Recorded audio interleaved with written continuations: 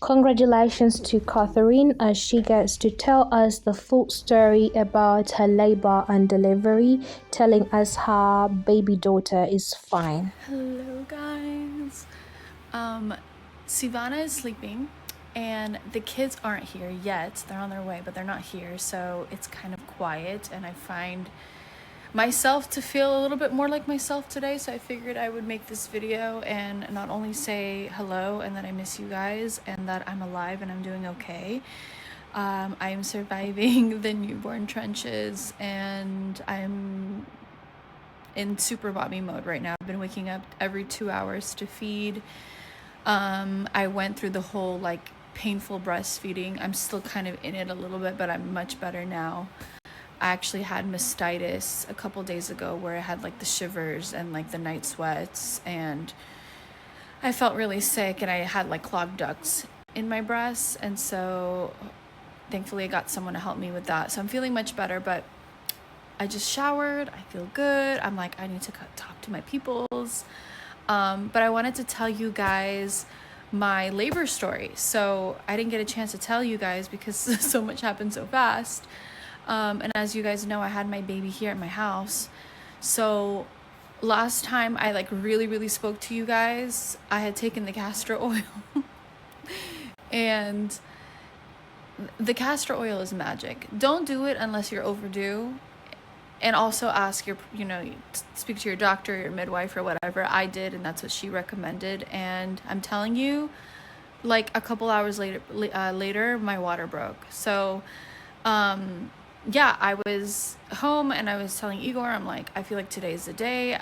Like, I don't know what it is about today, but I feel it. But I was like, I want to tell you that today's the day, but I'm just going to look at you. Because at that point, I felt like the boy cried wolf because I felt like I was going into labor every single day for like 2 weeks leading up to that moment.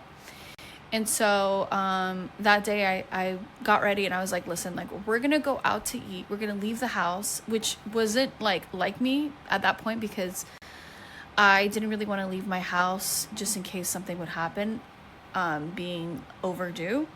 But that day I was like, no, like let's go out, let's get some fresh air, like I'm feeling it. And so we went to this Brazilian steakhouse. We ate, it was like a buffet, we ate. And literally like the moment I took my last bite, I'm like sitting there and I'm looking at Igor and I'm like, my belly feels really hard. Like, I don't know why it feels really hard, but I had the feeling it's because, and I start to like explain why I thought that my belly was hard. All of a sudden, my water breaks and it's just like gushing, and I don't know how to explain it, but it doesn't feel like you peed yourself. It just feels like this warm gush, and I had never felt that leading up to that point with any of my babies because my water never broke on its own. It was just like something that would happen while I was like in labor, or like I just never had that happen. And so he looks at me, he looked like he saw a ghost. And he was about to get up, and I'm thinking like, no. Where are you going? Like let's talk here. Like, I'm fine. We're gonna pay. You're gonna get the car, and we're gonna go home, and everything's okay. And so we took a deep breath. He goes and pays. He gets the car. We get home. I'm calling my midwife, and she's like, okay, once your water breaks, contractions can start anywhere from like minutes to hours and sometimes even days. And when I heard days, I was like, oh, no. What's happening today? And so she goes, get home. Let me know what color the liquid is, like from the, like let me know so she can like tell me, give me more information just to make sure that's what it was. She's like, shower and let me know when the contractions start. So I get home, I shower right away. Like we got home within like 5 minutes because we were down the street. And I took a shower, and within 10 minutes, my active labor started. And I knew that it was active labor because it just felt really different than what it was feeling like, in terms of like, it's like you can't really talk or walk when the contractions happen. Like you kind of have to just like stay still and wait till it passes. And so I texted her right away, and I'm like, no, it's happening right now. Like, please come. And so she came, the doula came, everyone came over. Igor set up all of the like labor area that we had planned. We had planned for the birthing pool to be outside, where I had I had done my baby shower in the spot where my goal was to have the birthing pool. So that's something I didn't tell you guys, but it was like something that I had been planning for a while, and I did it specifically there because I wanted to like bless that area with my family and my friends, and I felt, and I'll tell you later, but that really did make a huge difference. And so that's where I wanted to give birth.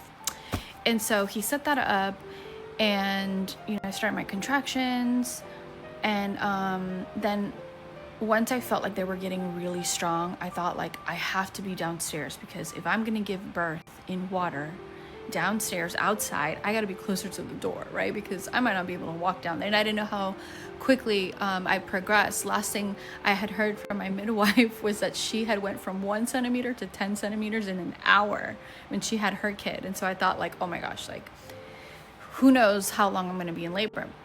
And so I go downstairs. My brother had just arrived to come pick up Ace, because I figured like I didn't want Igor to be like walking the dog and stuff while the baby's here. And so I asked my brother if he could watch Ace for a day. So he came to pick him up, and so he was like a huge grounding support for the first couple hours of labor. And then he ended up leaving, which was good because it really gave me and Igor an opportunity to like just be with ourselves. Oh, and the kids weren't here. They had gotten picked up right before we went to the restaurant, which worked out perfectly because originally I had thought, maybe my kids would be here during the labor, but I'm glad that they weren't, because I really do feel like it's something that it's hard to explain. Like once you're in it, like you can't focus on anything else. And like I'm super mommy mode. Like I don't want to make sure my kids are okay, and like I don't want them to see me in pain and stuff. So I'm glad that they weren't here. So perfect. The whole thing was perfect. So my water breaks at 5 p.m. At 5:30, I'm like officially in active labor. I go outside and, oh no. So I go downstairs and I'm looking at the couch, I'm looking at the chair. I'm like, should I lay on the couch? And for some reason, I couldn't be in the house. Like I couldn't be surrounded by like walls. It was like the weirdest thing. It was like my spirit was just not having it. So as soon as I went outside under the sky, I felt like I could breathe, like I felt good, which is strange because like, I don't know, I would think that I would want to labor like on my bed or like on a couch, but no, I wanted to be outside. And I literally labored standing up for 2 hours. My contractions were 1 minute apart for 1 minute, and they were really, really fast. And I just labored like that for 2 hours, and I had a playlist of songs that I had put together before, and I kid you not, every time that my contraction would end, the song would end. And then every time the contraction would peak, the song would peak.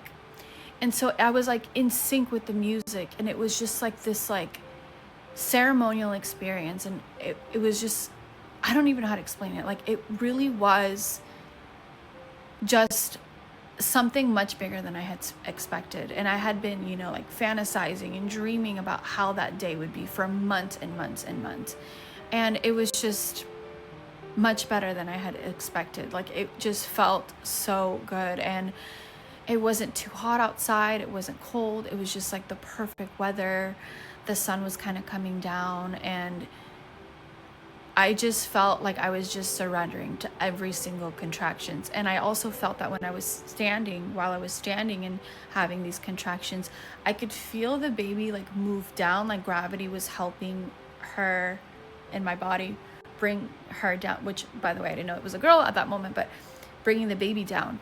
And so it just felt like my body knew exactly what I needed to do in that moment. And I was just doing everything intuitively leading up to that moment. And so my midwife would, come and check my heart rate, baby's heart rate, and then just quietly walk away. And it was really nice that she gave me and Igor our space. And then at one point she looks at me and she's like, let me know when you would like us to fill the birthing pool. And I thought, well, I don't want her to do it too quickly, because what if I'm laboring for longer and then the water gets cold? So there was just like a moment, and I just, without thinking, I just said, I need to get in the water. And so she looks at me and she's trying to, so she starts filling up the birthing pool, and I'm staring at it like a hawk, waiting to get that water up a little higher so that I can get in. And so I want to say like 5 minutes later, I'm like, okay, I'm ready to get in. So I put my foot in and I felt it, and it was warm. And I'm thinking like, oh my God, is this too hot for me? Like, I was already sweating and super hot and anxious. And so I get in, and I'm kind of like getting in these like different positions, like these very primal birthing positions that I had never been in any of my pregnancies and labor and deliveries, because I would labor on a bed.